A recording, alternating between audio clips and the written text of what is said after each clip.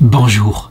Le 17 mai 2024, le dicaster pour la doctrine de la foi avait produit de nouvelles normes afin d'analyser, de discerner à propos des apparitions privées, les apparitions qui s'ajoutent à la révélation publique qui, elle, s'est terminée à la mort du dernier apôtre, donc de Saint Jean, vers l'année 90 après Jésus-Christ, et qui n'ajoutent rien à la foi. Cependant, ces critères avaient été mis en suspicion dans une grande partie de l'Église parce qu'il n'y avait pas du tout de confiance en ce qui concernait le nouveau préfet de ce dicaster, qui avait, quand il était jeune, écrit des livres qui étaient en rapport avec des sujets profanes et donc qui étaient beaucoup critiqués.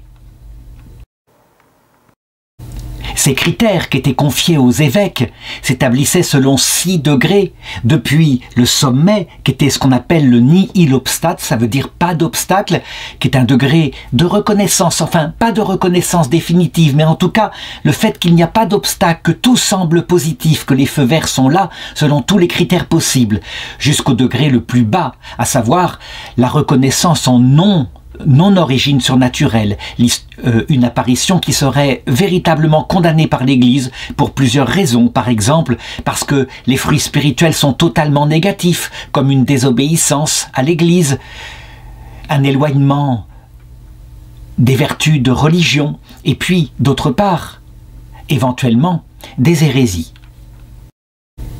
L'apparition s'appelle Notre-Dame de Fontanelle. Elle a eu lieu dans la ville de Montichiari, qui se trouve dans le nord de l'Italie, dans le diocèse de Brescia. Elle a eu lieu en 2 étapes, d'abord en 1947, un premier cycle, et puis en 1966, une nouvelle période d'apparition. Elle a eu lieu à une personne très humble, très religieuse, une Italienne qui s'appelle Pierina Gili. Autrement dit en français, Pierrette Gili.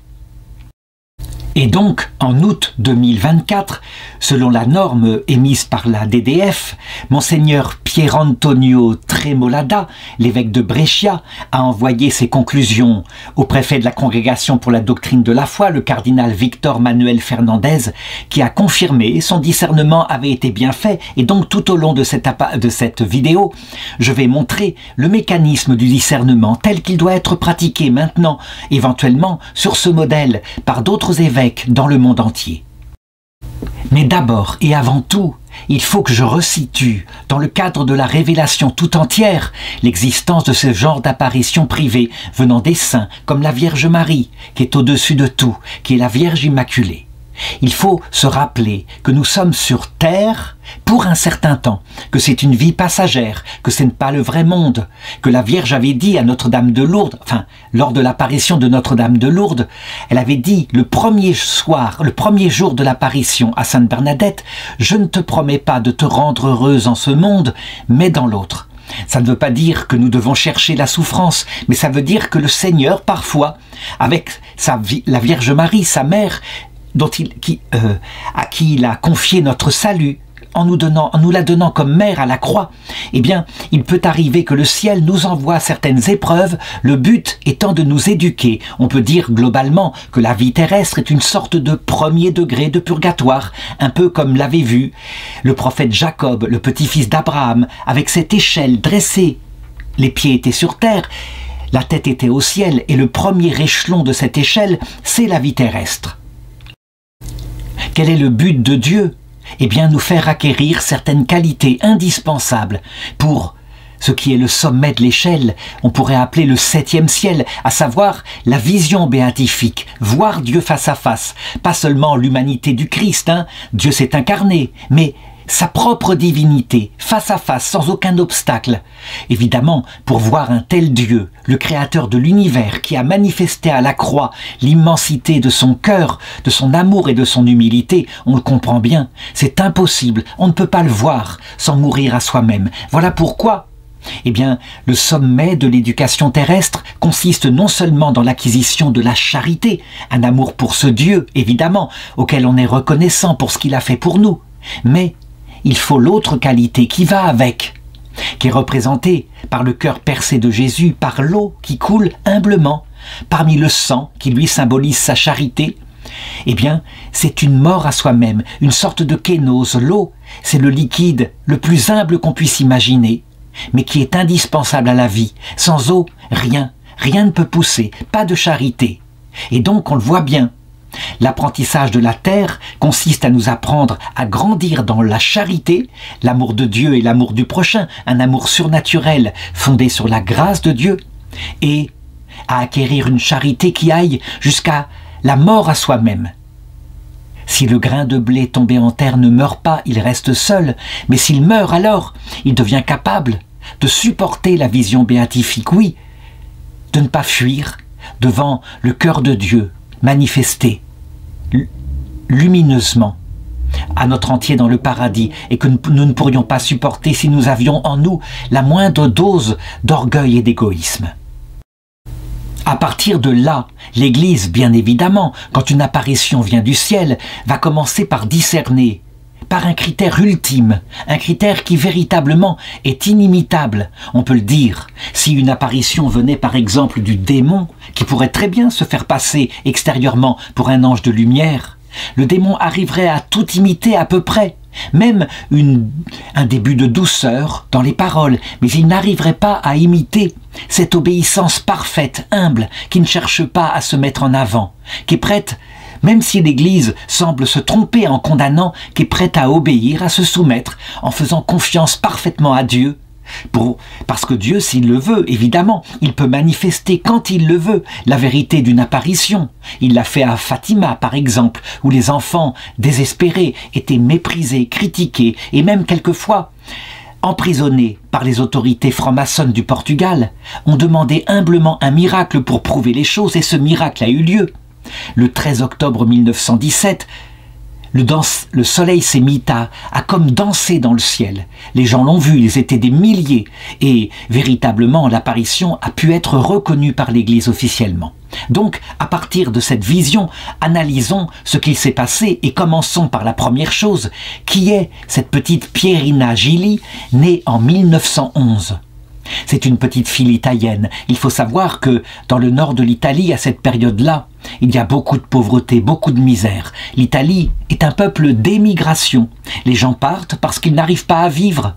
Pourtant, il y a là des industries qui sont en train de se développer, en particulier à Turin. Elle naît donc dans la région de Brescia,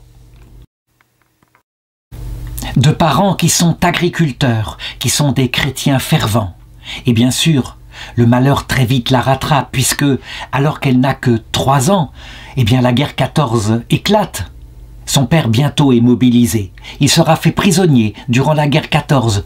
Lorsqu'il reviendra, eh bien, il ne survivra pas longtemps. Il meurt en 1918, ne s'étant pas remis de ses années de captivité.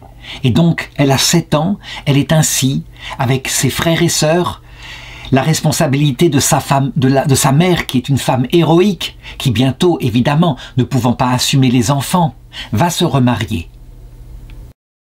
Et elle grandit ainsi, se confiant évidemment par la prière à son Père passé dans l'autre monde, à Jésus, son Père éternel. Et elle va subir, évidemment, pendant sa jeunesse, les assauts répétés d'un proche de sa mère, qui va essayer d'abuser d'elle sexuellement. C'est une chose assez fréquente qui se passe, qui vient à peu près toujours des hommes qui peuvent être des oncles, quelquefois des beaux-pères, etc. Et ce traumatisme terrible qui pourrait déstabiliser, détruire, on le voit, en ces années 2020, eh bien, on a mis en avant à quel point il y avait là un crime contre les enfants. Eh bien, miraculeusement, sans doute à cause de sa vie de prière, elle va arriver à garder son équilibre. On sait que celui qui a voulu abuser d'elle lui hurlait à la figure « Si tu parles, je te tue !» Mécanisme habituel qui se passe ainsi, qui traumatise les petites filles et évidemment ne peuvent pas s'exprimer là-dessus. Comment va-t-elle s'en sortir de ces abus sexuels? Eh bien, on peut dire que souvent, quand un enfant subit cela, il y a 3 sortes de réactions. Parfois, un repli intérieur, dans une brisure intérieure, et ce ne va pas être son cas. Parfois, au contraire, une capacité à rebondir par une force de caractère, un peu comme on l'a vu pour la victime de Marc Dutroux en Belgique, cette petite fille qui a été sauvée et qui disait « Je ne vais pas lui faire en plus la joie de rater ma vie ». Elle se plonge dans la vie spirituelle, une vie intense, avec une seule idée dès qu'elle le peut, mettre sa vie au service des autres. Elle désire à cet âge-là devenir religieuse. Elle est aidée en particulier par des religieuses, mais aussi par des prêtres qui la conseillent et aussi par des enseignants. Elle fait une brève scolarité et dès qu'elle le peut, elle essaye d'entrer chez des religieuses qui existent dans le nord de l'Italie, qui sont originaires de Brescia, qui s'appellent les servantes de la charité.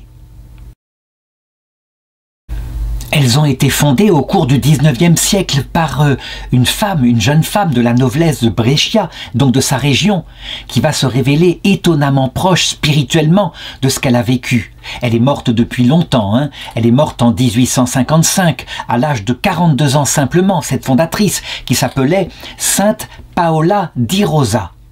À l'époque, quand elle veut rentrer dans sa congrégation religieuse qui est chargée en particulier des hôpitaux, de s'occuper des malades, elle n'est pas encore canonisée. Elle sera béatifiée en 1940 et elle sera canonisée seulement le 12 juin 1954 par le pape Pie XII. Sa détermination à se consacrer à Dieu est totale. Elle a évidemment acquis un métier. Elle a d'abord été assistante maternelle à la crèche municipale de Montichiari. Puis, à un moment donné, quelqu'un l'a demandé en mariage. Elle a décliné. Elle a pu rentrer chez ses religieuses et on devine, avec un projet définitif. Je veux dire par là que quand on entre dans la vie religieuse, on fait dans son cœur des vœux perpétuels, même si l'Église est beaucoup plus prudente. Il faut d'abord un noviciat, puis il faut des vœux simples, des vœux qui durent 3 ans avant de s'engager pour la vie. Pierina entre donc pour le postulat et elle va passer ici, je dirais, les plus merveilleux mois de sa vie. On peut le dire, elle trouve la paix, s'occuper des malades, parce qu'elle est très vite affectée, ne serait-ce que pour voir si c'est vraiment sa vocation, à l'hôpital civil de Desenzano. Sa vie de prière intérieure est profonde et sa paix avec ses compagnes, les autres religieuses, est totale. Cependant, et encore là il faut le noter, je parlais tout à l'heure des épreuves qui pouvaient être envoyées par le ciel quelquefois et qui contredisaient notre vocation afin de nous forger un cœur modeste. Eh bien, l'épreuve ne va pas tarder à tomber sur elle. D'abord et en premier lieu, une méningite foudroyante qui l'atteint. Nous sommes le 1er décembre 1944, elle a 33 ans. Et là, le tableau clinique est sombre, les médecins ont peu d'espoir de la sauver, surtout qu'à cette époque-là, les antibiotiques ne sont pas encore arrivés. Même si l'armée américaine est déjà arrivée ici, en Italie, eh bien, elle n'a pas encore fourni aux hôpitaux cette découverte formidable qu'était la pénicilline. Elle tombe alors dans le coma, et, je dirais, ainsi dans son lit. Elle le racontera plus tard, c'est quelque chose de merveilleux. Voici qu'elle voit lui apparaître la fondatrice de la congrégation où elle voulait rentrer, Marie crucifiée di Rosa. Elle lui apparaît et elle lui certifie que Dieu va la guérir. Et effectivement, le lendemain, Pierina se lève normalement, reprend ses occupations à l'hôpital.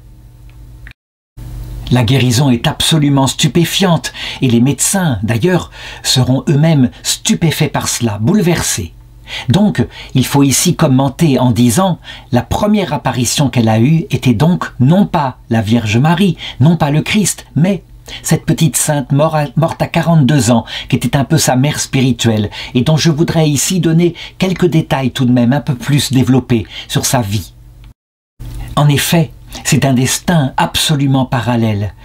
Elle s'appelait Paola di Rosa, elle était née à Brescia, je l'ai dit, et à 11 ans, elle aussi, elle était devenue orpheline, mais de sa mère en ce qui la concernait. On l'avait confiée alors aux religieuses visitandines pour son éducation.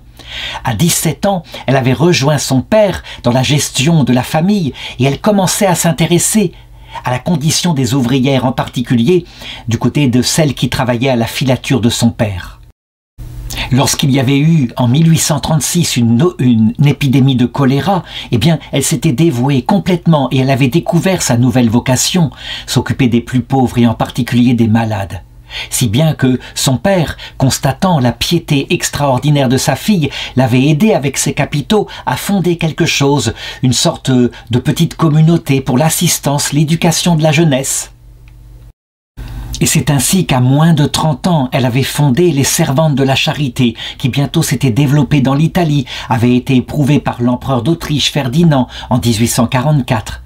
Et cette vie qui avait été si rapide, elle avait été emportée dans l'autre monde à l'âge de 42 ans. C'est donc elle, cette petite sœur spirituelle qui lui apparaît en premier, ce qui d'ailleurs est significatif pour bien montrer que lorsque nous verrons à l'heure de notre mort l'autre monde nous apparaître en toute lumière, c'est évident, nous ne verrons pas forcément immédiatement et d'abord en premier lieu la Mère Immaculée, la Sainte Vierge, qui nous présentera le Christ. Nous verrons parfois des membres de notre famille. Ici, c'est sa famille spirituelle, on peut le dire. Ainsi se passe la communion des saints, l'accueil merveilleux. Alors elle ne meurt pas, donc Pierina, elle ne meurt pas. Cependant, à partir de ce moment-là, on peut dire que sa vie passe d'état de bonne santé à des états de maladie. Et manifestement, parce que sa santé n'est pas assez forte pour pouvoir rentrer dans cet ordre, eh bien, on finit par lui signifier qu'elle n'a peut-être pas la vocation religieuse, uniquement à cause de sa santé. On la renvoie, elle retourne dans le monde. Là encore, une contradiction dont je voudrais m'arrêter dessus. La façon dont elle prend ces choses-là, qui semblent, comme le disait sainte Thérèse d'Avila, des tortures intérieures. Le Seigneur l'attire vers une vocation qui est manifeste, on ne peut pas le nier, elle est faite pour se consacrer à Dieu, mais il l'empêche de la réaliser. Pourquoi ces souffrances-là? Sainte Thérèse disait « Pas étonnant, Seigneur, que tu aies si peu d'amis, regarde comment tu les traites. » Si on reprend ce que j'ai dit au début, on le comprend. Le Seigneur est en train d'affiner son cœur par les contradictions qu'il lui envoie et qu'elle est capable de porter. Son âme est suffisamment humble, obéissante. Elle ne se révolte pas, elle prend la vie telle qu'elle est. Et donc, puisque elle ne peut pas se consacrer officiellement comme religieuse, elle va décider de devenir une sorte de religieuse laïque, ce que nous appellerions maintenant une laïque consacrée, qu'en Italie on appelle une religieuse de maison. Et elle se met au service, comme infirmière, de l'hôpital où elle travaillait déjà. Elle a 35 ans, nous sommes en 1946, elle a repris ses fonctions à l'hôpital de Montichiari. Et voilà qu'en novembre, de nouveau, une maladie grave, cette fois une occlusion intestinale, qui exige une intervention chirurgicale urgente, qui la laisse encore une fois aux portes de la mort. Et de nouveau, elle vit cette expérience que nous vivrons nous tous à l'heure de notre mort. De nouveau, voilà que cette religieuse qui était sa mère spirituelle, donc la future sainte Maria crucifiée di Rosa, lui apparaît de nouveau. Mais cette fois, elle lui montre un endroit particulier dans un coin de la pièce. Et là, elle la voit pour la première fois. Et elle la reverra d'autres fois. C'est la Vierge Marie. Elle est parfaitement réveillée, elle n'est pas sujette à aucun trouble, elle n'est pas dans le passage de la mort non plus, elle n'est pas dans le coma. Et voilà ce qu'elle raconte, en pleine conscience. Alors je vis une très belle dame, transparente, avec des vêtements violets et un voile de couleur blanche qui, de la tête, descendait jusqu'aux pieds. Elle était lumineuse, son corps ne cachait pas son âme. Elle ouvrait les bras et on voyait 3 épées qui étaient enfoncées dans sa poitrine au niveau du cœur. Et à ce moment-là, eh bien, la bienheureuse Maria crucifiée di Rosa lui dit « C'est la Madone ». On le voit une fois de plus, la médiation de nos proches décédés, même si Maria di Rosa n'est pas de sa famille, je l'ai dit, ça aurait pu être aussi son père, mais la médiation est là, véritablement. La Sainte Vierge, en réalité, elle envoie elle-même ses propres enfants pour nous accueillir lorsque nous pénétrons dans l'autre monde. Et puis, quelquefois, on prend la Sainte Vierge, dit Sainte Thérèse de l'Enfant Jésus, pour une dame un peu hiératique, lointaine, tellement elle est limpide et pure. Ce n'est pas vrai, elle est très proche de nous. Et d'ailleurs, les 3 glaives qui sont plantés dans son cœur signifient 3 sortes de souffrances, mais j'en parlerai tout à l'heure. Et la Vierge lui parle dès cette première apparition et lui demande d'offrir des prières et des sacrifices. Là encore, il faut que je m'arrête. Pourquoi ces deux demandes sont systématiquement celles de la Vierge Marie dans presque toutes les apparitions qu'elle donne depuis à peu près 1830 et le cycle de l'apparition de la médaille miraculeuse? En réalité, parce que, nous le savons, le rapport à Dieu est une alliance. La prière, c'est ce qui nous unit à lui mystiquement, qui nous fait acquérir un cœur à cœur par la charité. C'est l'exercice même de la charité. Et la prière, évidemment, Dieu nous comble en retour de sa présence. L'Esprit Saint vient habiter dans notre cœur. Cependant, cette action de l'Esprit Saint par sa grâce doit être accompagnée aussi de nos efforts. On s'est souvent demandé, mais qui est premier dans la sanctification? Est-ce que c'est le Christ avec sa grâce? Est-ce que c'est nous? La réalité, c'est que c'est d'abord le Christ. La prière est donc première, c'est notre réponse, mais que il nous demande, parce qu'il crée en nous un organisme spirituel, de répondre par nos efforts. Et les sacrifices, ce sont tout simplement les efforts pour être fidèle à Dieu, même quand la messe est un peu longue, quand l'oraison est dans la nuit intérieure. Et puis, quand nous n'avons pas envie de nous occuper de notre prochain, les efforts sont essentiels. Le Seigneur nous sauve, mais il ne nous sauve pas sans nous. Et la Vierge ensuite lui explique pour qui il faut qu'elle offre ses prières.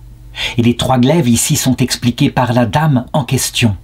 D'abord, ce sont les âmes des religieuses qui ne correspondent pas à la grâce de leur vocation. C'est un premier point et c'est important.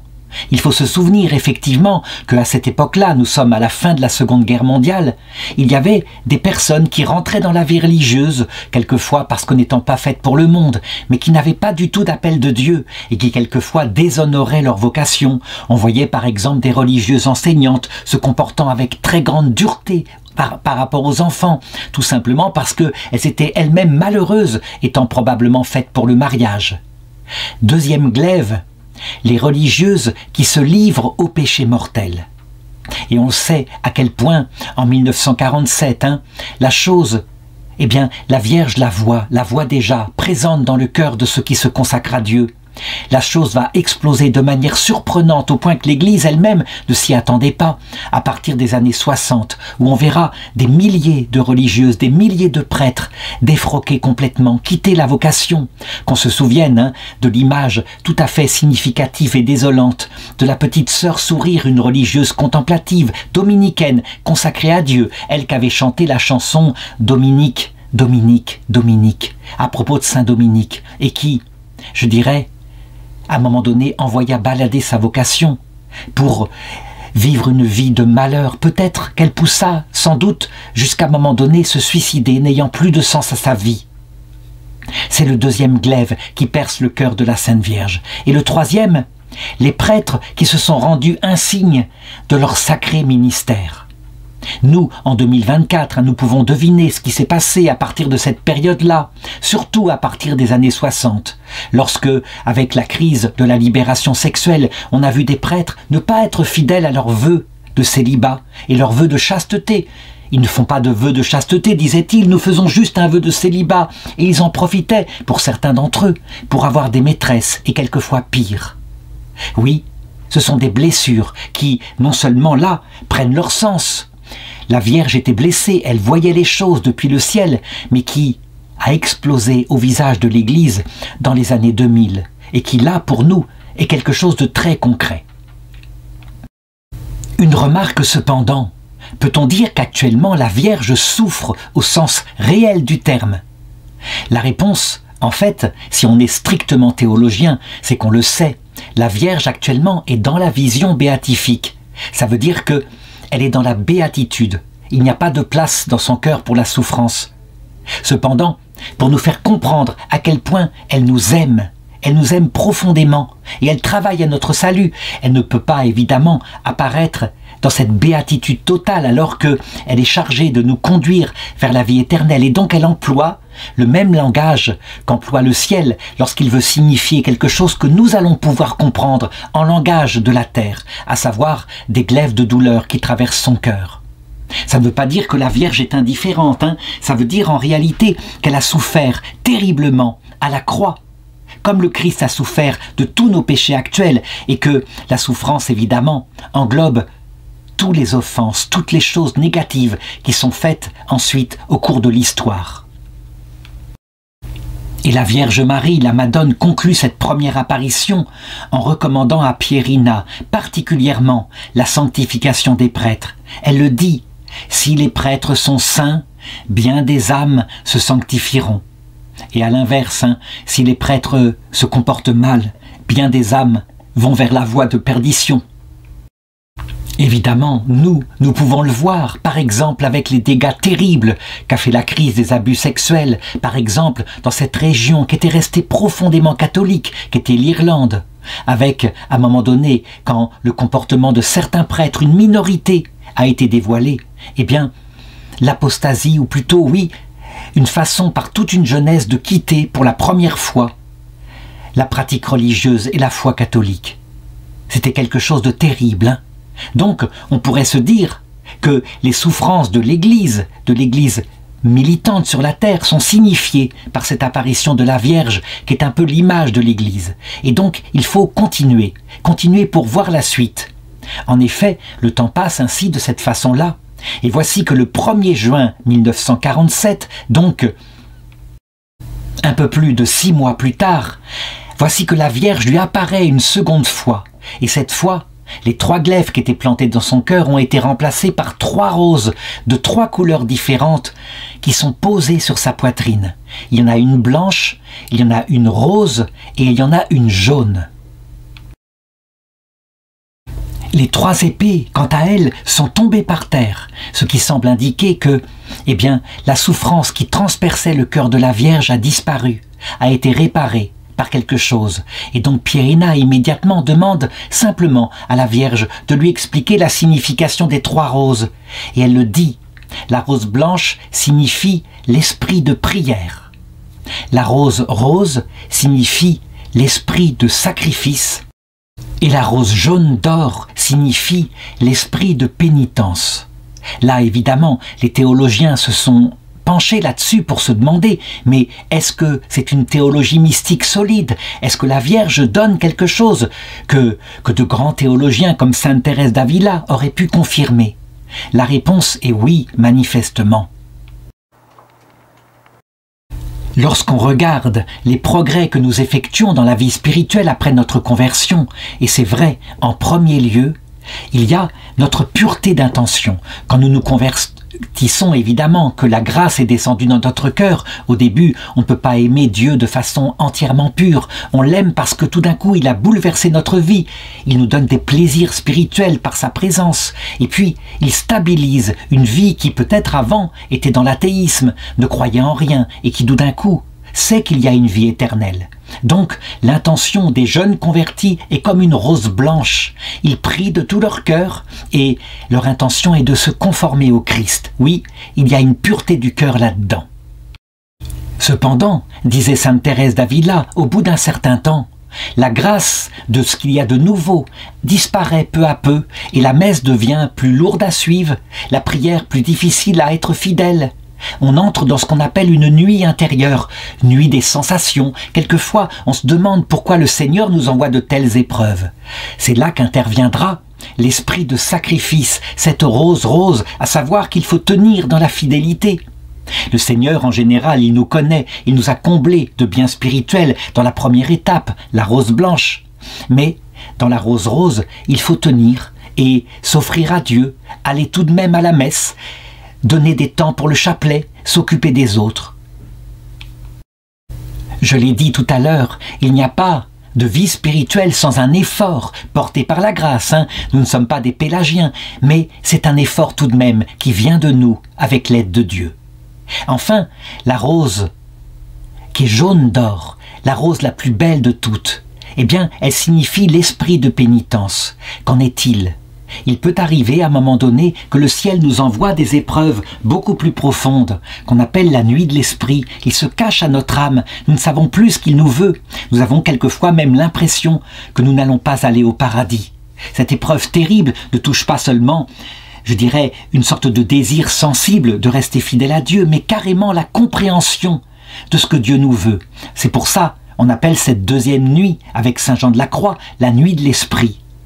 Et elle a le pouvoir, cette nuit de l'esprit, parce que quelquefois elle conduit par des moments de vrai désespoir. Elle a le pouvoir de créer dans notre cœur une vertu qu'on appelle la kénose, que le Seigneur appelait la mort à soi-même. J'en ai parlé au début de cette vidéo. On ne peut pas voir Dieu sans mourir à soi-même.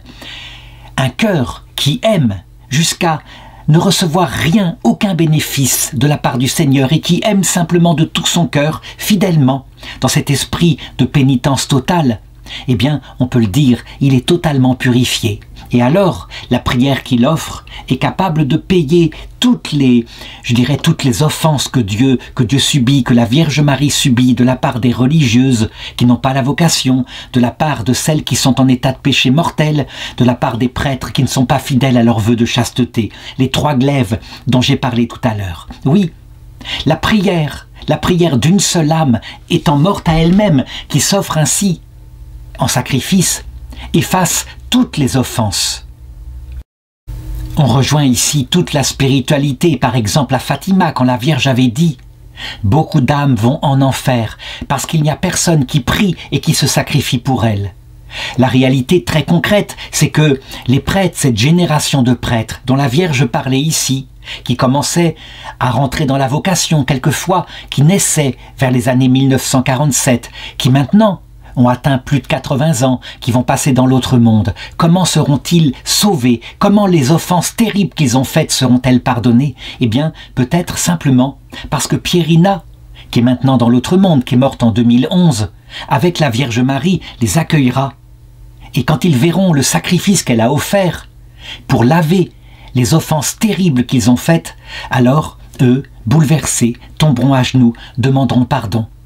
Ils auront sans doute une autre purification à faire au purgatoire, mais certainement pas l'enfer. Dieu leur fera miséricorde de par l'offrande de ces petites religieuses torturées par la vie, comme Pierina Gili. Et la Vierge, dans cette deuxième apparition, demande à Pierina de demander que tous les 13 du mois soient consacrés comme une journée mariale, dédiée à la prière et à la pénitence. Elle le dit, « Je souhaite que le jour 13 de chaque mois soit la journée de Marie, laquelle soit précédée par des prières spéciales de préparation pendant les 12 jours qui précèdent. Et cette journée doit être de réparation pour les offenses commises contre notre Seigneur par les âmes consacrées qui, avec leurs fautes, font pénétrer dans mon cœur et dans le cœur de mon divin Fils 3 épées acérées. » Il me reste maintenant à développer un point. Que signifie le vocable qu'elle demande qu'il lui soit attribué, elle, la Vierge Marie, à savoir de rose mystique, en latin rosa mystica. Alors, il faut d'abord expliquer le langage des fleurs. Que signifie la rose? La rose, c'est évidemment cette fleur parfumée qui signifie fondamentalement la charité.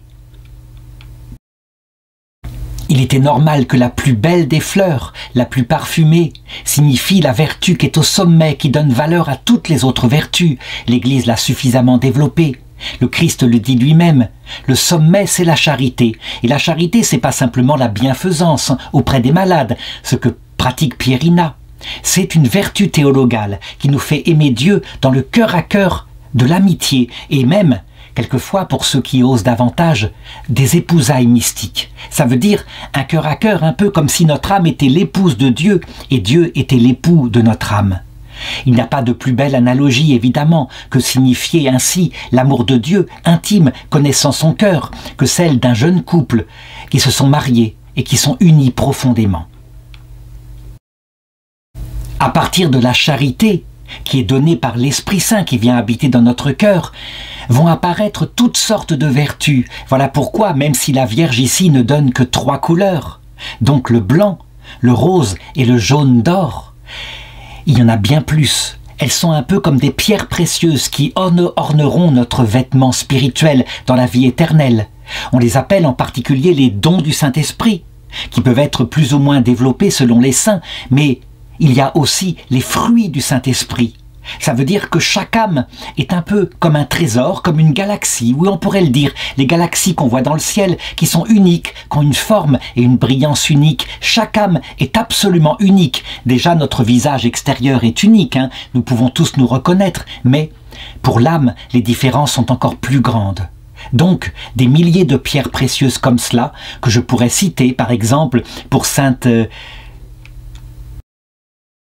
Élisabeth de la Trinité, qui, durant sa vie de religieuse comme carmélite, essaya de contempler d'abord la Trinité. On peut le dire, c'est le don de sagesse qui est la pierre la plus précieuse qu'elle a délivrée dans son âme. Pour la petite sainte Thérèse de l'Enfant Jésus, qui, elle, pénétra le plus profondément les intentions de Dieu, comment il pouvait nous conduire à la vie éternelle et par quelle méthode. On pourrait dire que c'est le don d'intelligence, intelligence spirituelle qui brille dans son cœur. Par exemple pour saint Antoine de Padoue, le docteur de l'Église, qui aimait contempler la nature, la merveilleuse nature. Il était disciple de saint François. Ce serait le don de science, ce don spirituel qui nous fait regarder les plantes, les animaux, le ciel, comme étant des créatures de Dieu. Il y a donc des milliers de dons de cette façon-là. Mais la Vierge, elle met en avant particulièrement ce qui est en rapport avec le don de piété, cette vie de prière si nécessaire, et les 3 roses dont je viens de parler. Le 13 juillet 1947, la Vierge Marie réapparaît, révèle de nouveau son identité. Elle dit « Je suis la mère de Jésus, la mère de vous tous. Le Seigneur m'envoie pour promouvoir une plus efficace piété mariale dans les instituts et les congrégations religieuses. Et parmi les prêtres, je promets à ceux qui honoreront ma protection un renouveau de vocation, moins d'apostasie, et un grand désir de sainteté. Que le 13 de chaque mois soit un jour de prière qui me soit dédié. » Nous sommes en 2024, près de 80 ans après cette apparition, et donc on peut faire un bilan pour voir ce qui s'est passé. De fait, hein, les ordres religieux qui ont gardé en toute ferveur la piété mariale n'ont pas connu la grande crise en Occident, la grande crise qu'a suivi mai 68, la libération sexuelle, la chute des ordres. On peut le dire, hein. La piété mariale rapprochait toujours, même ceux qui étaient en doute, rapprochait toujours de la fidélité à l'Église. Et alors on ne quittait pas, quoi qu'on en soit tenté. Et on a vu des milliers d'apostasies dans les ordres religieux. On ne quittait pas les 3 choses, les 3 supports qui font qu'on reste chrétien, même dans l'épreuve, tels que les avait développés saint Jean Bosco, à savoir le culte de Jésus dans son Eucharistie, le culte de Marie, Vierge Immaculée, et la fidélité, quoi qu'il arrive, à l'Église, à son magistère, porté par le pape et sa soutane blanche. Évidemment, en cette année 1947, où l'Église paraît en Occident solide comme tout, où le pape Pie XII pense déjà à un concile, mais il sera fait par son successeur, le pape Jean XXIII, à partir des années 1961-62, l'Église est pleine d'espoir. Elle pense que tout va être un renouveau. En réalité, il va y avoir une épreuve terrible au point que le pape Paul VI dira « ce sont les fumées de Satan dans l'Église ». Il y aura alors beaucoup de péchés, des péchés secrets cachés, mais aussi parallèlement, beaucoup chez certaines âmes qui ont été fidèles au message de la Vierge, beaucoup de développement de sainteté intérieure, de découverte approfondie, de l'humilité, de l'amour, tel que j'en ai parlé tout à l'heure. Donc, à la fois des catastrophes extérieures visibles et en même temps, un progrès chez des âmes privilégiées, spirituelles, profondément intenses. Ensuite, le 22 novembre 1947, Notre-Dame prévient que la prochaine apparition sera dans la cathédrale de Montichiari. Du coup, quand les gens entendent parler de cela, et peut-être dans l'espoir de voir un miracle, comme il y en avait eu un quelque temps avant, 30 ans avant à Fatima, ils se précipitent ce jour-là pour l'apparition qui va avoir lieu le 7 décembre 1947. Et effectivement, ce jour-là, elle apparaît, mais uniquement vue par Pierina. Elle a un manteau blanc tenu à droite par un garçon, C'est très important à noter. Et à gauche par une fillette, et tous deux également vêtus de blanc. Et voilà ce que dit la Vierge. « Demain, je montrerai mon cœur immaculé, si peu connu des hommes. À Fatima, j'ai fait propager la dévotion à la consécration à mon cœur immaculé. Ici, à Montichiari, je souhaite que la dévotion déjà recommandée en tant que rose mystique unie à la vénération de mon cœur immaculé soit approfondie, afin que les âmes consacrées obtiennent des grâces accrues de mon cœur maternel. Pierina alors demande « Mais qui sont les deux enfants à vos côtés ?» Et elle répond « C'est Jacinthe et François. » Ce sont les deux voyants de Fatima qui sont morts très vite après l'apparition en 1918 de la grippe espagnole. Pourquoi ai-je dit que le petit garçon est à droite? Parce que lui, qui avait beaucoup de chapelets à dire, eh bien, il voyait la Vierge à Fatima, mais il ne l'entendait pas parce que son âme n'était pas prête, il faisait sans doute des bêtises. Tandis que la petite Jacinthe était très limpide, c'était la plus mystique des deux, elle est à gauche. Ça signifie quoi? Eh bien, on le voit, quelquefois. Ceux qui ont peut-être plus de chemin à faire et un purgatoire à accomplir, quelquefois, au ciel, se trouvent mystérieusement à la meilleure place. Ce qui donne beaucoup d'espoir, je l'ai dit, par rapport à la victoire finale du cœur immaculé de Marie, signifiée ici. Ça ne veut pas dire que la petite Jacinthe, qui est à la gauche de la Vierge, est moins sainte que François, mais ça veut dire qu'elle se réjouit que le petit François ait ainsi pu progresser et atteindre cette place de choix. La droite, en effet, symbolise le côté du bien, beaucoup plus que la gauche. Et la Vierge ajoute, « Eh bien, François et Jacinthe seront maintenant tes compagnons dans toutes tes tribulations. Eux aussi ont beaucoup souffert, bien qu'ils fussent beaucoup plus petits que toi. Vois ce que je souhaite de toi, simplicité et bonté, comme en ses enfants. » Là encore, il me faut commenter pour bien montrer ce que l'Église a toujours enseigné. Oui, les saints du ciel, qui sont parfois des personnes de notre propre famille, deviennent au fur et à mesure chargés par la Vierge elle-même, qui elle-même est chargée par Jésus de cela, puisque Jésus est le seul Rédempteur, de nous conduire à la vie éternelle. Et donc, la petite Jacinthe, le petit François, deviennent les anges gardiens de Pierrette.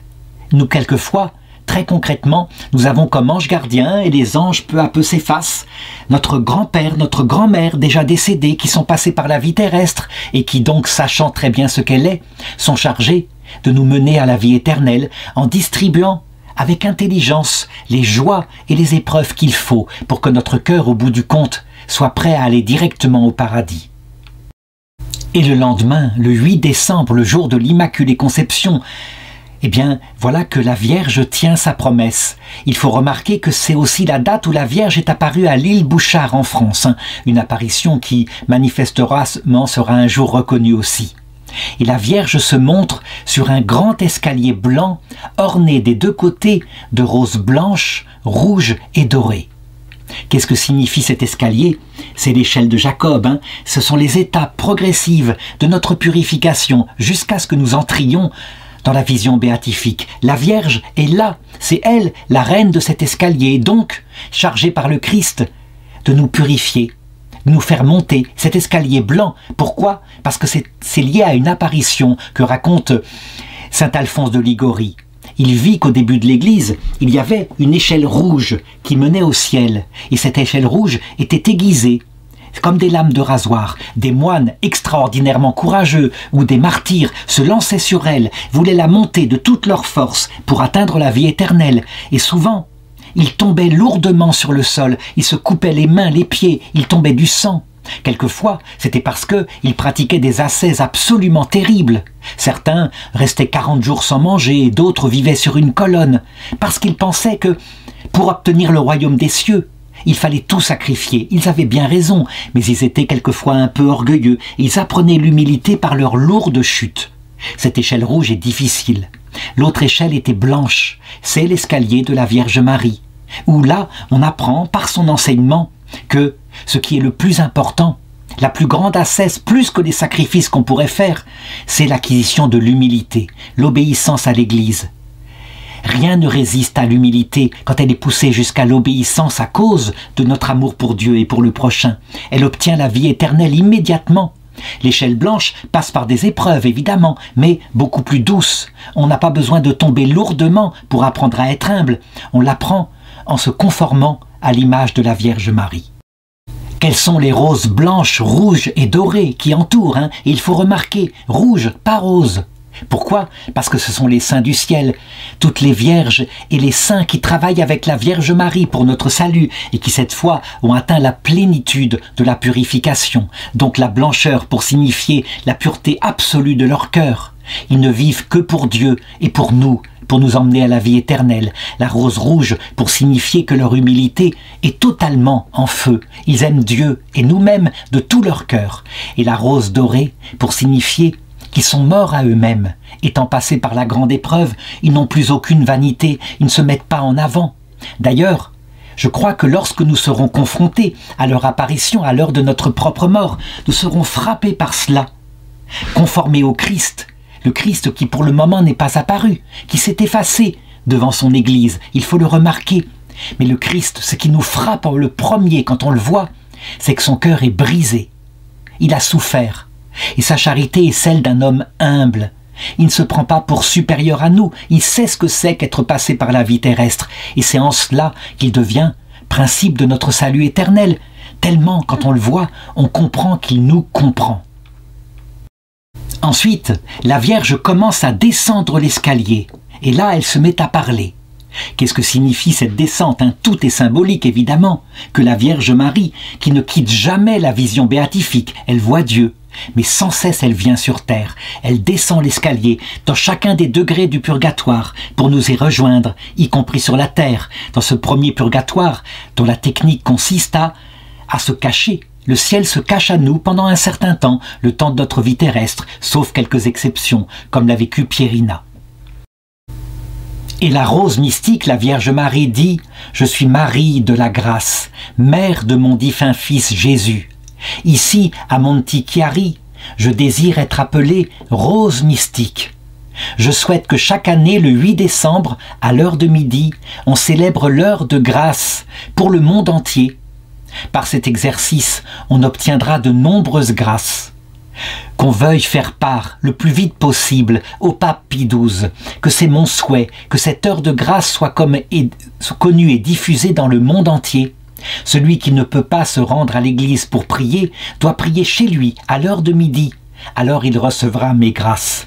Celui qui prie ici, sur le marbre, et verse des larmes de repentir, trouvera une voie sûre et recevra de mon cœur maternel protection et grâce. L'échelle blanche de la Vierge Marie a été racontée de manière simple et limpide par la petite Sainte Vierge, Sainte Thérèse de l'Enfant Jésus, dans son livre « Histoire d'une âme », qui a été publié en 1897, le lendemain de sa mort.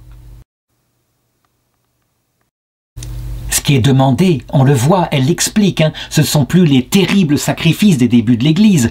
Nous n'avons pas à vivre au sommet d'une colonne en nous nourrissant uniquement de pain moisi, non. Ce qui est demandé, c'est de faire des petits sacrifices au jour le jour, là où ils se présentent. Et Sainte Thérèse l'explique. Je dirais que pour comprendre cet escalier blanc, il faut lire le livre de Sainte Thérèse. Elle le dit, moi par exemple, mon plus grand sacrifice, c'était par rapport à mon défaut majeur qui était l'agacement. Je m'agaçais, je voyais tout dans le couvent, je voyais une sœur et j'entendais tout. Elle le dit à un moment donné, à l'oraison. Étant carmélite, du côté de Lisieux, elle entendait à côté d'elle une religieuse âgée qui priait, mais qui sans s'en rendre compte faisait un petit bruit de grincement de dents, un petit bruit que personne n'entendait, sauf elle, avec son oreille fine, fine, fine. Et ça lui donnait des sueurs de douleur, tellement ça l'empêchait de prier. Si bien que elle décida de faire de cette musique atroce une sorte d'hymne de louange à Dieu et de l'offrir. Son oraison consistait à écouter ce bruit, à l'aimer, à l'offrir au Seigneur comme un beau sacrifice. Voilà tout simplement l'échelle blanche que montra Sainte Thérèse de l'Enfant Jésus, qui elle aussi est une rose mystique. Ma grand-mère l'appelait la petite Sainte Vierge, et ce n'est pas pour rien. Je crois qu'elle a indiqué de manière extraordinairement grande, au point qu'elle est devenue docteur de l'Église, ce que la Vierge ici donne en quelques minutes. Évidemment, nous n'étions pas présents, mais la Vierge à ce moment montre à Pierina son cœur immaculé et lui dit « Vois ce cœur qui aime tous les hommes, tandis que le plus grand nombre l'accable d'outrage. Lorsque les bons et les méchants s'uniront dans une prière unanime, ils obtiendront de ce cœur miséricorde et paix. Là, je n'ai que quelques mots, une phrase qu'elle a prononcée, mais il faut se rendre compte de ce qu'a vu Pierina. Le cœur immaculé de Marie, c'est un cœur bouleversant d'humilité et d'amour. À l'image du cœur du Christ, on peut dire qu'elle est comme la lune qui reflète le soleil. Elle ne brille que par la lumière du soleil. L'image est très belle pour le signifier, et lorsqu'on voit la Vierge Marie, on comprend qui est le Christ. Elle ne mène qu'au Christ. Je voudrais terminer ce premier cycle d'apparition en 1946-1947 par quelque chose de merveilleux qui a été donné. 3 miracles successifs qui, je le crois, un jour, lorsque les décrets du cardinal Fernandez seront peut-être améliorés, eh bien, aboutiront de la part du Vatican à un 7e degré de reconnaissance. En savoir que, comme dans la canonisation des saints, lorsque des miracles sont donnés qui sont liés explicitement à une apparition de la Vierge, je dirais qu'ils ne sont pas ambigus, qu'ils ne sont pas là parce que simplement une personne demande humblement, eh bien, il doit pouvoir y avoir canoniquement, à un moment donné, une reconnaissance officielle, sûre et même marquée comme pour la canonisation des saints d'une forme d'infaillibilité. Pour la canonisation des saints, l'infaillibilité pratique n'intervient que justement quand elle est confirmée par des miracles authentiques après la mort du saint. C'est canonique. L'Église pourrait très bien le décider aussi pour les apparitions privées. Eh bien, ces miracles ont eu lieu ce jour-là, le jour du 8 décembre 1947. Le premier miracle concerne un enfant de 5 ans atteint de polio, cette maladie terrible qui paralysait. Et jusqu'ici, il n'avait jamais pu marcher sans l'aide de quiconque. Alors on le voit qui se lève subitement et qui se déplace sans béquille ni appareillage. Il n'avait plus aucune séquelle. C'est un miracle authentique. On sait que la poliomyélite détruit le système nerveux. Il n'y a aucune guérison possible. Là, vraiment, l'Église peut, avec une commission médicale, dire « ça ne peut venir que de Dieu, pas un ange, pas un démon, Dieu seul ». Deuxième miracle, ce jour-là, une jeune tuberculeuse de 26 ans, devenue incapable de parler, au bord de la mort. Son pronostic vital est engagé et aussitôt elle guérit. Il faut le reconnaître, c'est la même maladie qu'a emporté Sainte Thérèse de l'Enfant Jésus, et on sait à quel point elle est terrible. Le problème, c'est que on aurait pu la guérir à cette époque-là, par des antibiotiques, mais il ne lui en a pas été donné. Le miracle est arrivé sans soin. Enfin, troisième miracle, à quelques centaines de mètres de l'endroit où la rose mystique est en train de se manifester. Il s'agit de la disparition instantanée, complète, durable, d'un problème cérébral lourd chez un monsieur, une personne de 36 ans atteint d'une tumeur au cerveau, tellement grave qui se développait que ça les laissait complètement incontinentes, incapables de quoi que ce soit, de retenir quoi que ce soit. Donc, à partir de là, évidemment, l'évêque de Brescia, Monseigneur Giacinto Tredici, commence à enquêter. Il commence à entendre parler de la foule des gens qui viennent ainsi dans cette église. Et donc, comme il lui faut discerner, eh bien il va pratiquer une méthode qui est artisanale à cette époque-là. Il n'y a pas d'organisation canonique du discernement. Et donc, son premier réflexe, c'est de demander à Pierina, dès mai 1949, de disparaître, tout simplement, de ne plus se montrer en public, de se retirer dans un couvent de religieuses franciscaines à Giglio di Brescia, comme simple servante. En réalité, son exil va durer maintenant 19 ans. Elle s'efface complètement. Je dirais, il n'y a chez elle aucune espèce de révolte, comme quoi il faudrait faire connaître plus vite l'apparition. Non, pour elle, cette volonté de son évêque, c'est la volonté du Christ. Peut-être que la volonté de l'évêque est, je dirais, indigne. On pourrait le dire extérieurement, en disant, mais tout de même, il aurait dû pousser les études, ne pas essayer de mettre sous le boisseau cette immense apparition et ces 3 miracles. En fait, c'est envoyé par Dieu, parce que Dieu veut manifester de cette façon-là le cœur, le vrai cœur de Pierina, qui manifestement, clairement, on le voit, est un cœur modeste, sans aucune vanité. Ça va être plus tard l'une des premières marques du discernement de l'Église. En effet, je l'ai dit, quand on a vu la Sainte Vierge et son immense humilité, son cœur immaculé, On n'a plus envie de briller, on n'a pas envie, comme le disait Sainte Bernadette à Lourdes, de forcer les choses. Moi, disait-elle, je suis là pour vous dire ce que j'ai vu, et la Sainte Vierge est là pour vous faire croire si elle le veut. Mais j'en parlerai davantage tout à l'heure, quand je reprendrai le discernement de l'Église. Ce qui est sûr, c'est que les 19 années passent ainsi, et elle vit, complètement oubliée, retirée, avec sa vie de prière régulière, son obéissance à l'Église. Nous sommes le 17 avril 1966. Pierina est âgée maintenant de 55 ans. Nous sommes le 2e dimanche de Pâques, qu'on appelle le dimanche in albis. Et rien n'est un hasard, Albis, le blanc, la couleur blanche. Pierina est allée se promener dans la nature auprès d'une fontaine, la source Saint-Georges. Saint-Georges, c'est le patron, je dirais, presque identique à Saint-Michel, un guerrier romain mort martyr au début de l'Église et qui a tué un serpent avant d'être lui-même martyrisé et qui regarda, je dirais, les droits dans les yeux ses bourreaux, qu'il périt ainsi. C'est donc le symbole de la paternité de Dieu, de la force qui agit vraiment dans les sacrifices pour rester fidèle à sa conversion. Et la Vierge dit à Pierina que cette source, il faut que les malades et les souffrants viennent s'y baigner afin d'être soulagés. Le symbole est très facile à comprendre encore une fois, et on se souvient de Jésus avec la Samaritaine et la source et l'eau vive qu'il promettait. Celui qui boit n'aura plus jamais soif. Ça indique quoi? Évidemment par une source physique qui est là. Chacun doit comprendre qu'il doit nourrir son âme à la source de la grâce, donc encore une fois par la prière.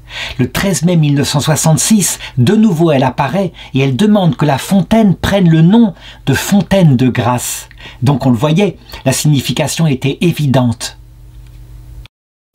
Elle demande aussi que la fontaine soit dotée d'une vasque pour faciliter les ablutions que les gens pourront faire avec cette source vive. Il faut noter le contexte, 1966, c'est le début de la grande crise de l'Église en Occident, et particulièrement en Europe, le début de la grande apostasie, le début où les prêtres commencent à quitter leur vocation, où les religieuses défroquent en masse. Certains pourront dire, mais la coïncidence est frappante, on a au contraire le retrait de la grâce de Dieu puisque les gens n'y sont plus fidèles. En réalité, il peut arriver, et c'est là qu'on doit comprendre la Vierge Marie. Il peut arriver que certains enfants un peu capricieux, à un moment donné, perdent la grâce et se retrouvent errants. Mais ça ne veut pas dire que Marie les a abandonnés, loin de là. Elle les laisse suivre un chemin qui peut paraître extérieurement une apostasie. Et ils connaissent alors les sources vénéneuses, qui fait que quand on en boit, on a encore soif, et donc des générations de prêtres défroqués, de religieuses, se mettront à boire aux sources de l'humanisme athée, on peut le dire, et donc développeront un cœur de plus en plus angoissé, vide du sens de la vie.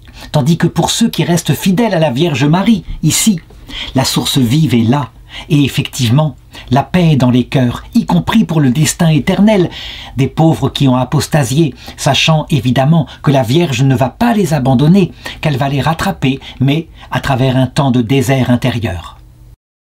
Qu'est-ce que veut dire la Vierge? Eh bien, que nous, il faut rester fidèles entièrement à ce chemin qu'elle nous indique, qui passe par l'amour de son Fils dans l'Eucharistie et la fidélité absolue au magistère de l'Église. Quels que soient les papes qui se succèdent sur le siège apostolique, le magistère, c'est-à-dire la proclamation du dogme de la foi, étant infailliblement protégé, quoi qu'il arrive, jusqu'à la fin du monde. D'ailleurs, pour le signifier, le 9 juin 1966, à l'occasion de la fête du corps du Seigneur, donc de l'Eucharistie, voici que Pierina voit de nouveau Marie, rose mystique, donc cette fleur de l'Évangile qui fleurit pour la vie éternelle, dans les champs de blé qui sont prêts pour les moissons. Ça, c'est fondamental. Ça fait référence à une histoire qui est dans l'Évangile aussi, qui rappelle qu'à un moment donné, Jésus voit une foule qui vient vers lui, parce qu'il a multiplié les pains la veille, des pains délicieux, et les gens, évidemment, ils viennent pour avoir de nouveau du pain, ce qui montre qu'ils ne viennent pas vraiment pour des raisons mystiques. Et le Seigneur, malgré tout, son cœur est rempli d'allégresse. Il voit ces foules et il dit « Regardez, regardez, la moisson est prête. Et il n'y a plus qu'à envoyer les ouvriers avec les faucilles pour récolter le blé. Ce qui veut dire qu'il y a un regard sur la victoire du cœur mystique immaculé de Marie. Alors que tout semble perdu en Europe, l'apostasie semble être là, mais un regard plus profond, à savoir, peut-être ici-bas y aura-t-il un renouveau, mais ce qui est certain, c'est que pour cette génération perdue qui n'a pas été boire à la source vive, il y aura un salut.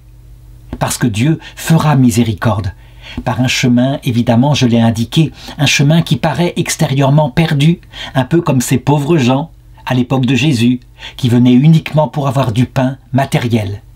Eh bien, dans le désert, ceux qui n'ont pas bu à la source, pourtant, la moisson peut être récoltée.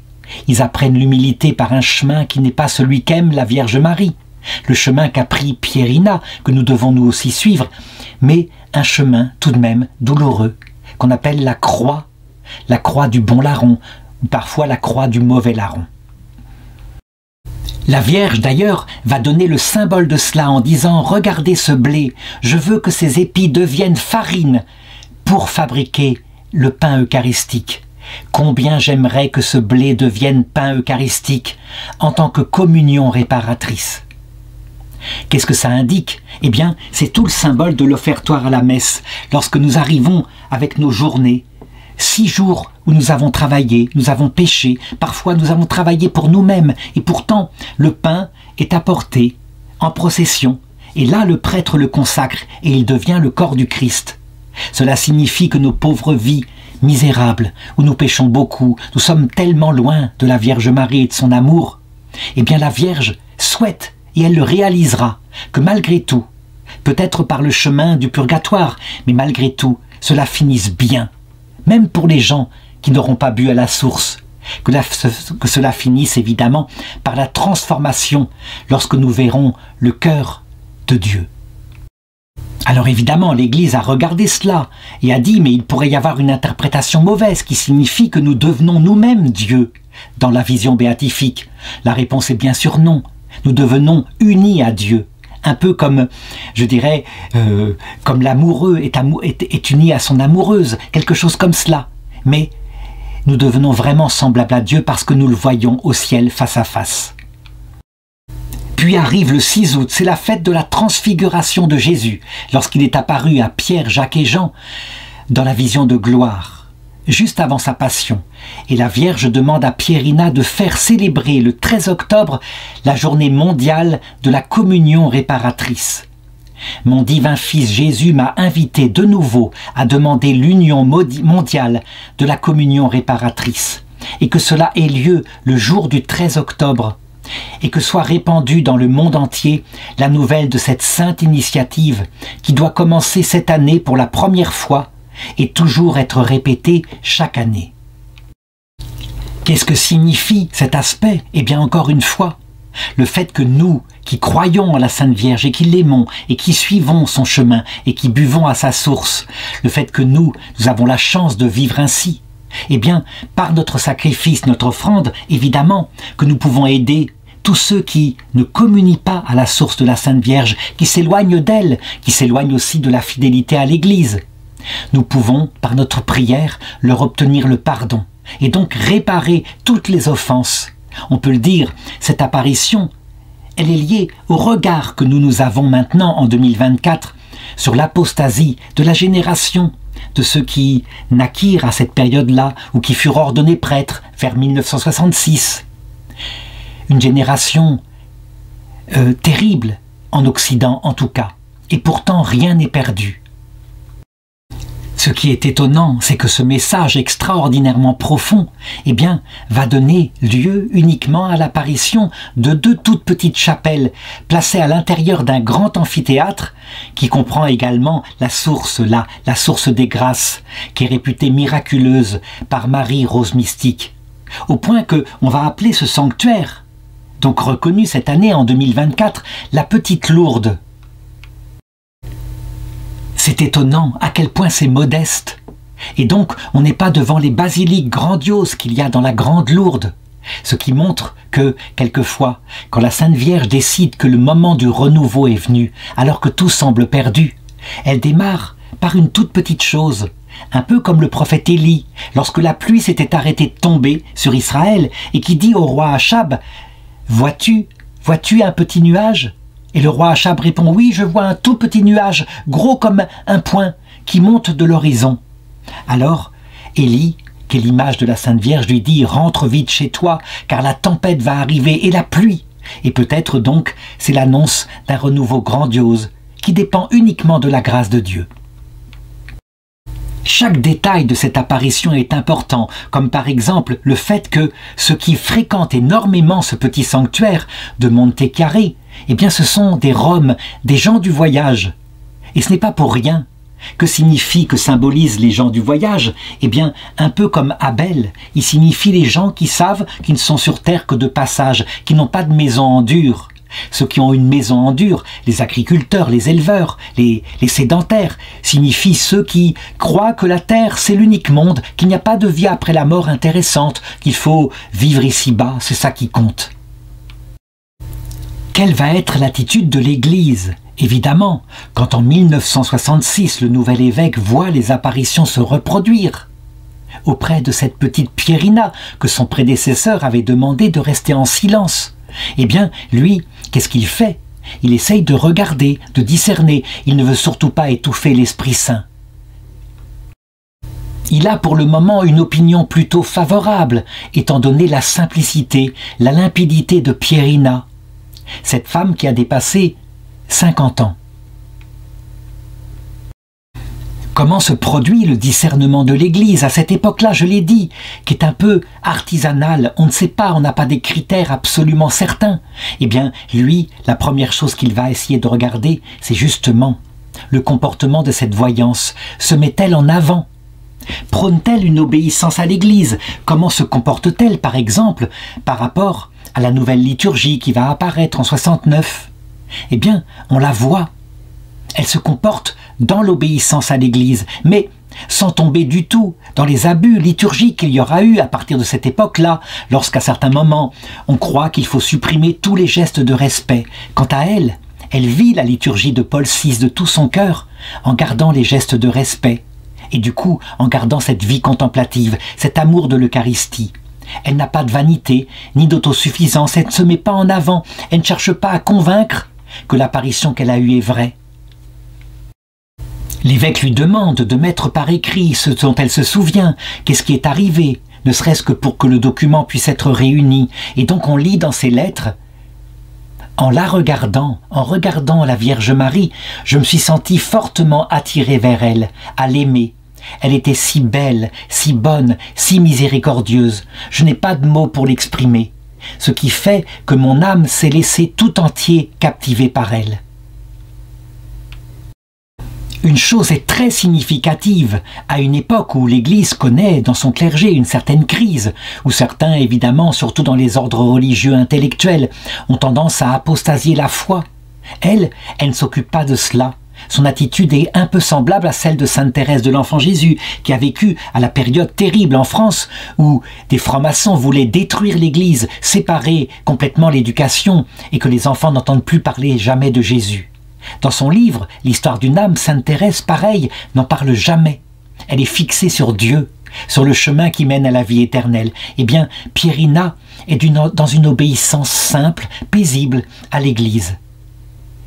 Elle considère vraiment, un peu comme Jeanne d'Arc l'avait dit, que le Christ et son Église, c'est tout un.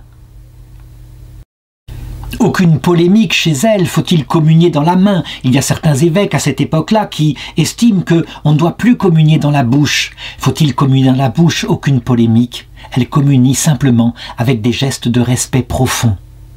Si dans une église, on oblige à communier dans la main, elle communie dans la main. Si dans une autre, elle peut communier dans la bouche, elle communie avec le respect et l'agenouillement dans la bouche. L'évêque va prolonger alors l'attitude de son prédécesseur et il demande une nouvelle fois, par prudence, à Pierina le silence le plus absolu. Et donc, celle-ci se rend maintenant seule à la grotte, à la source, accompagnée parfois d'une amie. Bientôt, évidemment, Le calme revient dans la région, les gens ne reviennent plus aussi nombreux, alors l'évêque se met à autoriser de nouveau la venue de quelques pèlerins à la grotte de Fontanelle pour le temps d'une prière, et le lieu se transforme bientôt en un centre marial. Alors, voyant que les choses se passent bien, dans une totale sérénité, qui semble être la marque de la Sainte Vierge, il autorise la diffusion du message transmis à Pierina depuis 1947. Alors étonnamment, le message commence à être connu, ici et là, et en particulier par un évêque de Chine, qui à partir de 1949, il s'appelle Monseigneur Zheng. Il est emprisonné, c'est la grande période de Mao Tse-tung, de ces millions de morts qu'il y aura en Chine à cause de la révolution culturelle. Eh bien, il dira toujours que les messages de la Vierge Rose mystique ont été pour lui un réconfort spirituel total pendant les 18 années qu'il a passées dans les travaux forcés dans son pays. C'est étonnant, mais le premier fruit sera un sanctuaire de la rose mystique à Fujian, en Chine.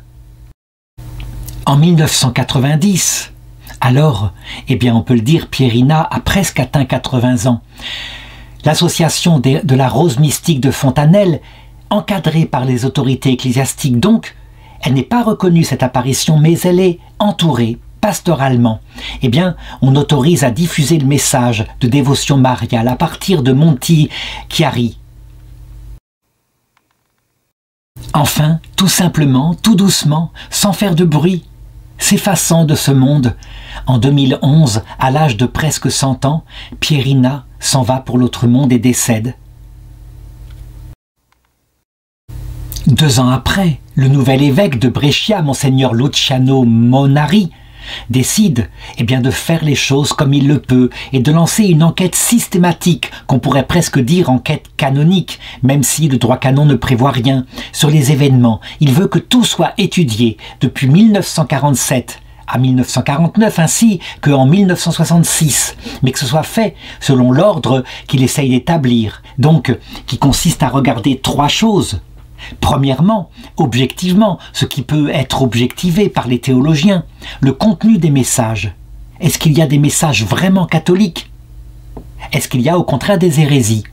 Deuxièmement, les fruits spirituels, avec en particulier justement cette obéissance humble à l'Église dont j'ai parlé dès le début de cette vidéo.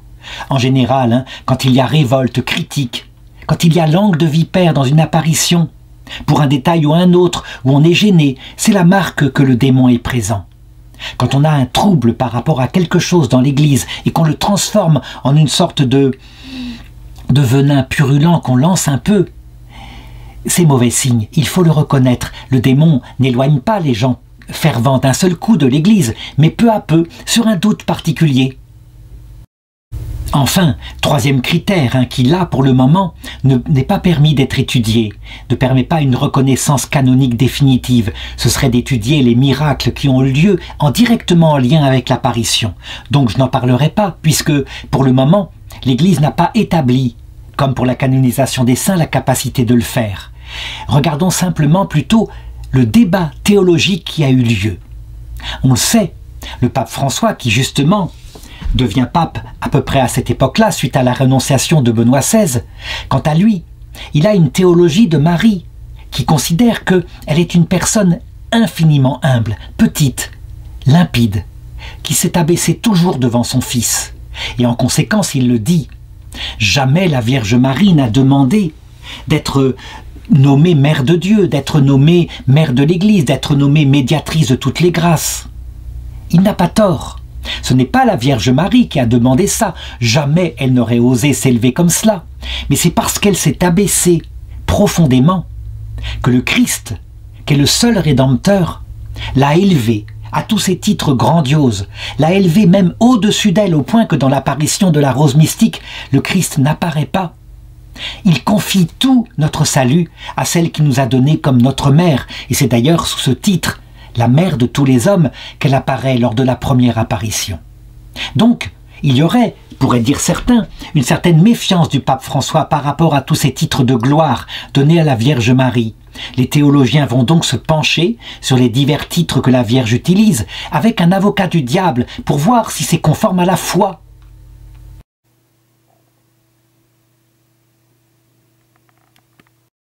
Le pape lui-même l'avait dit.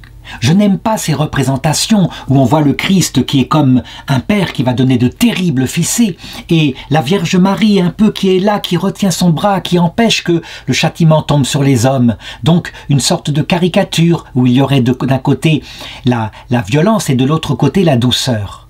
En fait, les théologiens en regardant cela vont dire que en réalité c'est plutôt à regarder comme l'attitude d'un papa et d'une maman dans l'éducation, où le papa, effectivement, a plutôt le sens de l'autorité, parce qu'il veut que ses enfants deviennent adultes.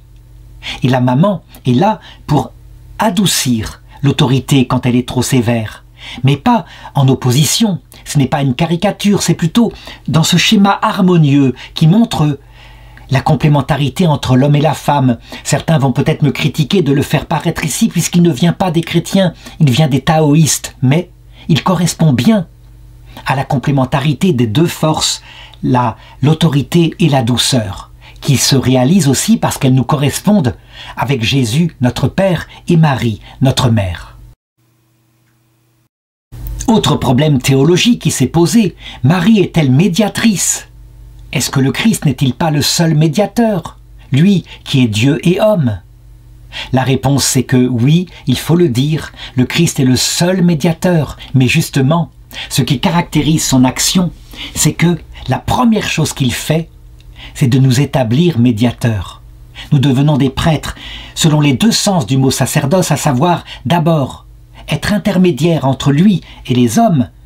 Nous portons les prières des hommes vers le Christ et nous prenons ou nous demandons au Christ des grâces que nous donnons à nos frères. C'est le premier sens. Et le deuxième sens, c'est le sacrificateur. Ça veut dire que nous pouvons nous offrir en sacrifice, par quelques sacrifices que la Vierge demande, pour collaborer à la passion du Christ, lui le seul sauveur. Ceux qui ne sont pas d'accord avec ça, qui disent « mais non, c'est à enlever quelque chose au Christ que d'appeler la Vierge Marie médiatrice », ils ont qu'à lire ce que dit Jésus dans l'Évangile selon saint Jean. C'est le chapitre 14, versets 12 et 13. Tout est dit. La théologie de la médiation déléguée par Jésus est là. En vérité, je vous le dis. Quand il dit deux fois ça, Jésus, c'est que c'est une absolue certitude, ça se réalise. Celui qui croit en moi fera lui aussi les œuvres que je fais. Donc, tous les titres attribués au Christ seul, on peut l'avoir aussi. Prêtre, médiateur, sauveur. Il en fera même de plus grandes parce que je vais vers le Père. Qu'est-ce que ça signifie?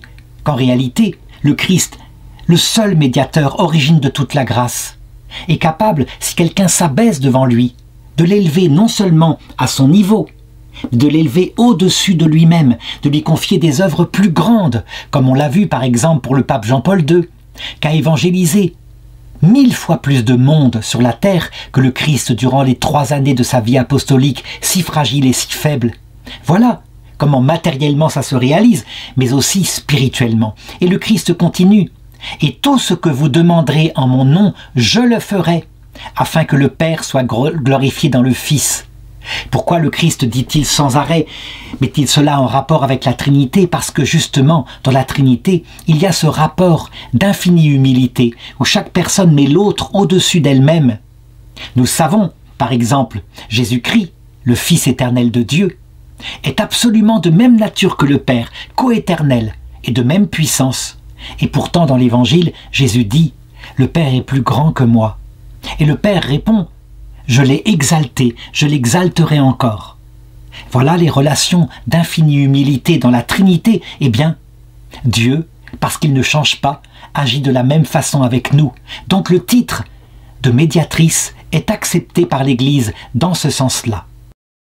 Autre problème, eh bien, c'est le titre de rédemptrice, Maria Redemptione, que nous appelons souvent, ici en langue française, co-rédemptrice, pour bien signifier que nous sommes gênés par cela. Et le pape François lui-même disait « Ce titre-là me pose problème ».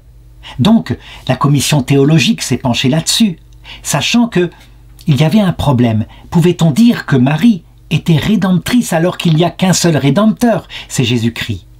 Eh bien, je répondrai de la même façon. Voilà ce qu'a conclu la commission théologique. Il n'y a bien qu'un seul Rédempteur, Dieu fait homme. C'est lui qui prend l'initiative, qui meurt sur la croix il est Dieu, donc seul Dieu peut sauver. Cependant, la rédemption, ce n'est pas n'importe quoi. C'est pas simplement le Dieu qui, tout d'un coup, de sa grandeur suprême, donne la rédemption. La rédemption est une alliance. Je veux dire par là que ce n'est pas pour rien que la Vierge Marie était à la croix, que tout le monde était parti, personne ne croyait plus, même Saint Jean était là uniquement par amitié. Il avait perdu la foi puisqu'il la retrouve en voyant le tombeau vide. La Vierge Marie Immaculée est la seule qui sait ce qui se passe. Elle est donc présente à la croix.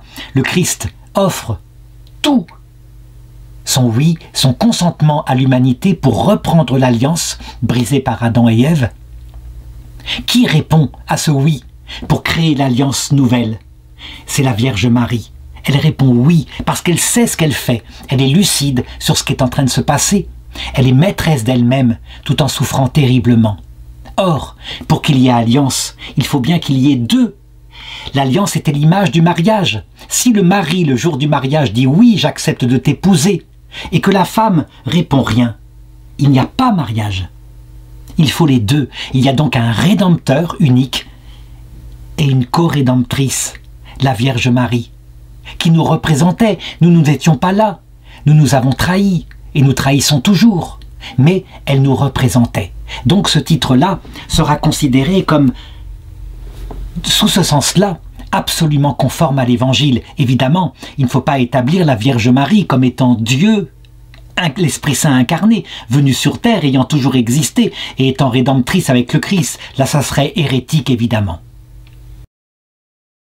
Titre suivant qu'elle s'attribue, comme d'ailleurs à l'apparition de Notre-Dame d'Amsterdam, qui pour le moment n'est pas reconnue par l'Église. Elle s'attribue le titre de médiatrice des grâces, Marie de la grâce, Marie médiatrice. Normalement, il n'y a qu'un seul médiateur entre la grâce qui vient du Père et nous, c'est Jésus-Christ. Peut-on dire que Marie est médiatrice des grâces? Je l'ai répondu de la même façon, bien sûr que oui. Il a voulu à la croix nous la donner comme mère et que les grâces qui viennent de lui passent par ses mains maternelles pour être adoucies, pour ne pas justement qu'on croie qu'il est un Père terrible, alors que quand il nous donne des fessées, c'est parce qu'il nous aime, il veut nous transformer en des hommes, mais pour que nous le comprenions dès maintenant. Et pas seulement quand nous serons dans la vision béatifique, il passe par la maman Marie. Certains diront que peut-être il faut être dubitatif. Le pape François n'avait-il pas montré de la suspicion par rapport à ce titre de co-rédemptrice et de médiatrice de toutes les grâces? La réponse est, à un moment donné, il a tenu effectivement un propos qui semblait qu'il se méfiait de cela. Mais, je l'ai dit, il n'engageait pas l'infaillibilité et d'autre part,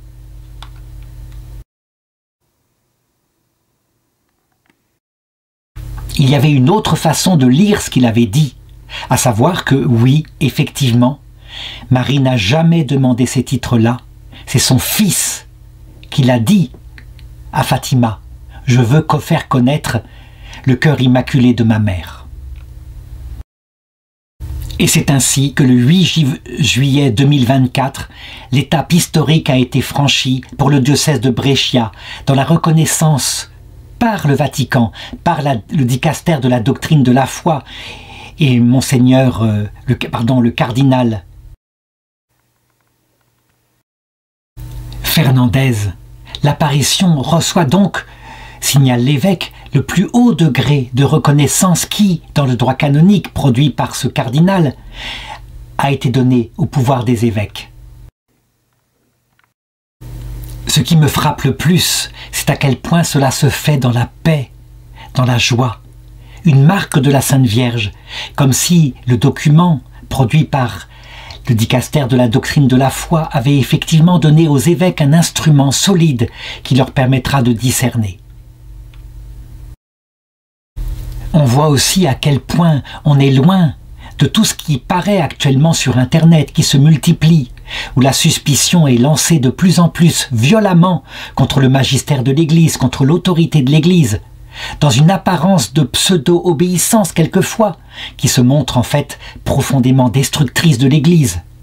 Là, on est dans toute autre chose, manifestement, et pourtant Dieu sait si Pierina a subi les avanies même de la part de l'Église. Parce que le silence complet pendant des années comme cela, qui d'entre nous aurait pu y résister dans la totale humilité qu'elle a montrée?